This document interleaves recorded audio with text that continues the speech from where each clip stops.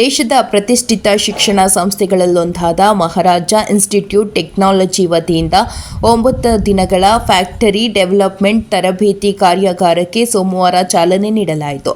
ಮೈಸೂರು ಜಿಲ್ಲೆ ನಂಜನಗೂಡು ತಾಲೂಕಿನ ತಾಂಡವಪುರದಲ್ಲಿರುವ ಮಹಾರಾಜ ಇನ್ಸ್ಟಿಟ್ಯೂಟ್ ಆಫ್ ಟೆಕ್ನಾಲಜಿ ಶಿಕ್ಷಣ ಸಂಸ್ಥೆಯಲ್ಲಿ ಆಯೋಜಿಸಿದ್ದ ತರಬೇತಿ ಕಾರ್ಯಾಗಾರದಲ್ಲಿ ಆಟೋಮೋಟಿವ್ ಕ್ಷೇತ್ರದ ಪರಿಣಿತರು cutting edge FEM technique for automatic engineering ಕುರಿತು ತಮ್ಮ ವಿಚಾರಧಾರೆಗಳನ್ನು ಮಂಡಿಸಿದರು.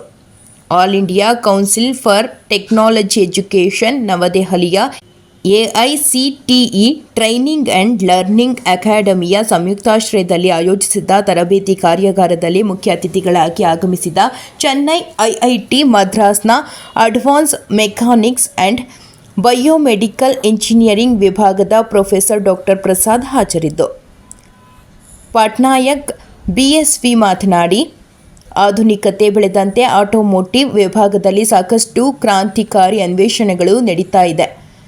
ಮೆಕ್ಯಾನಿಕಲ್ ಕ್ಷೇತ್ರದಲ್ಲಿ ಬದಲಾವಣೆಗಳ ಜೊತೆ ಕೆಲವೊಂದು ಸವಾಲುಗಳು ಸಹ ಎದುರಾಗುತ್ತಿದೆ.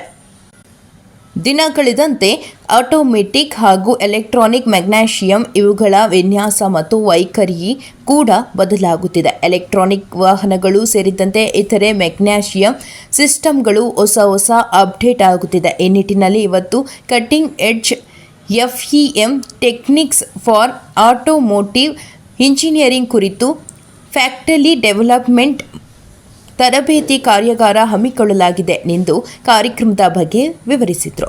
ತರಬೇತಿ ಕಾರ್ಯಾಗಾರದಲ್ಲಿ ಮಹಾರಾಜ ಎಜುಕೇಷನ್ ಟ್ರಸ್ಟ್ನ ಉಪಾಧ್ಯಕ್ಷ ಡಾಕ್ಟರ್ G. ಹೇಮಂತ್ ಕುಮಾರ್, ಜಂಟಿ ಕಾರ್ಯದರ್ಶಿ ಡಾಕ್ಟರ್ HK ಚೇತನ್, ಖಜಾಂಚಿ ಡಾಕ್ಟರ್ S. ಗುರು, ಟ್ರಸ್ಟಿ T. ವಾಸುದೇವ್ ಸೇರಿದಂತೆ ಟ್ರಸ್ಟ್ನ ಇನ್ನಿತರ ಪದಾಧಿಕಾರಿಗಳು ಸೇರಿದ್ದರು. ಆಟೋಮೋಟಿವ್ ಕ್ಷೇತ್ರದ ಪರಿಣಿತರು ಮತ್ತು ಕಾಲೇಜಿನ ಅಧ್ಯಾಪಕಿಯರು ಭಾಗವಹಿಸಿದರು. ವರದಿ TS ಶಶಿಕಾಂತ್, ಪ್ರಜಾಪವರ್ TV, ಮೈಸೂರು.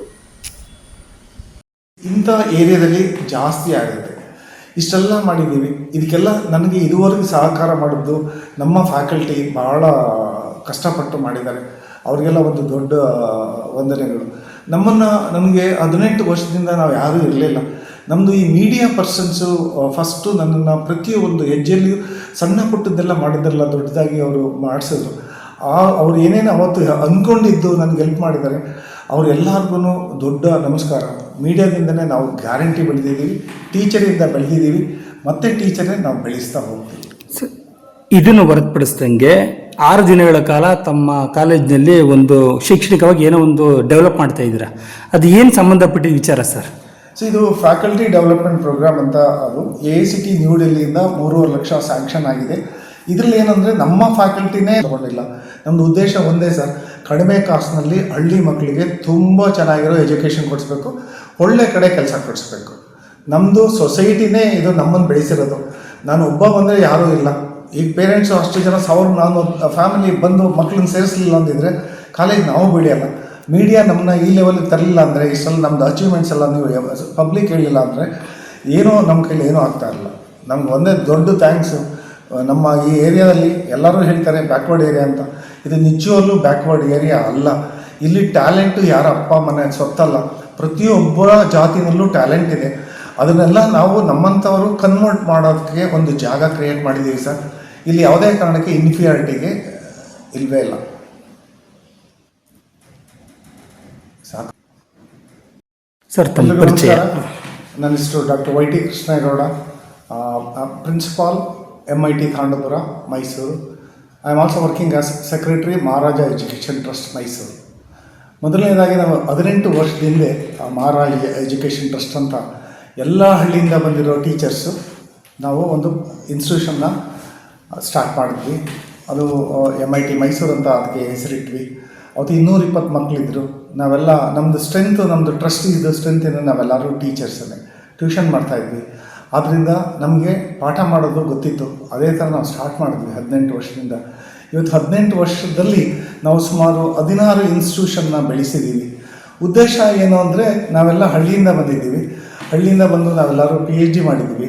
ಒಳ್ಳೊಳ್ಳೆ ಕಡೆ ಕೆಲಸ ಮಾಡಿದ್ದೀವಿ. AICT ನ್ಯೂ ಡೆಲ್ಲಿ ಕೆಲಸ ಮಾಡಿದ್ದೀವಿ, UGC ಕೆಲಸ ಮಾಡಿದ್ದೀವಿ. ನಮ್ಮಲ್ಲಿ ರಿಸರ್ಚ್ ಟೀಮೇ ದೊಡ್ಡದು ಇದೆ.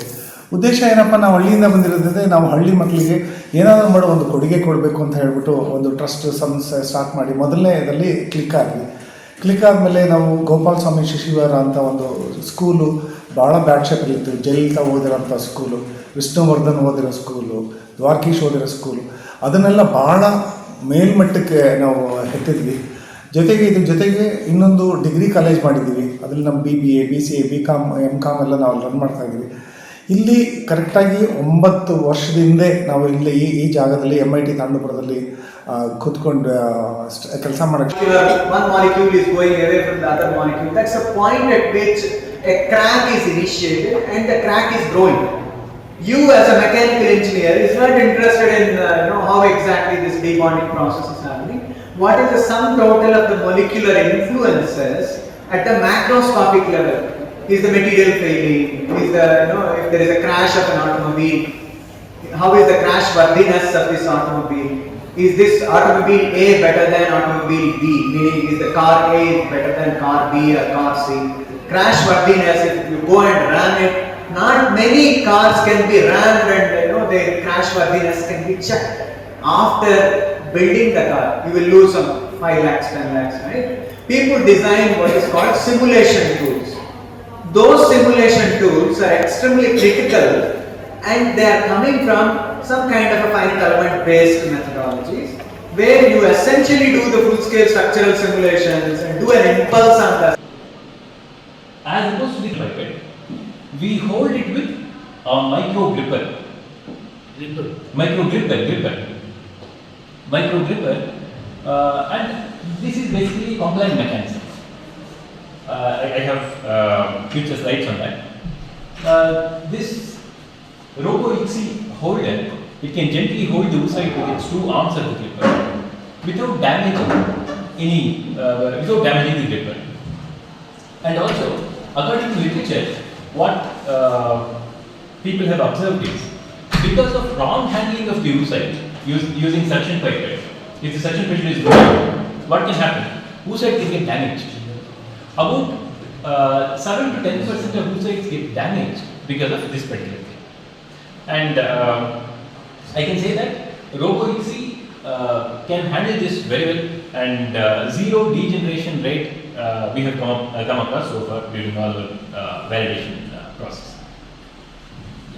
This is about RoboXC.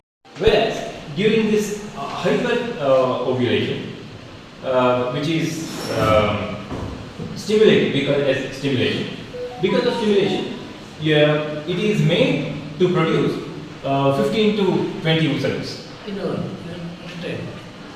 Exactly. So in one Yankee cycle, women will be producing 10 to 15 or 15 to 20 oocytes. We have seen scenarios where patients have produced 50 to 60 oocytes are fertilized and kept in the incubator.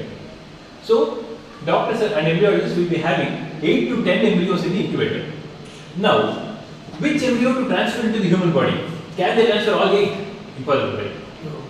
Maximum they can transfer 2, that's all. Because if something goes wrong with one, they'll be remaining with one baby. Morphology.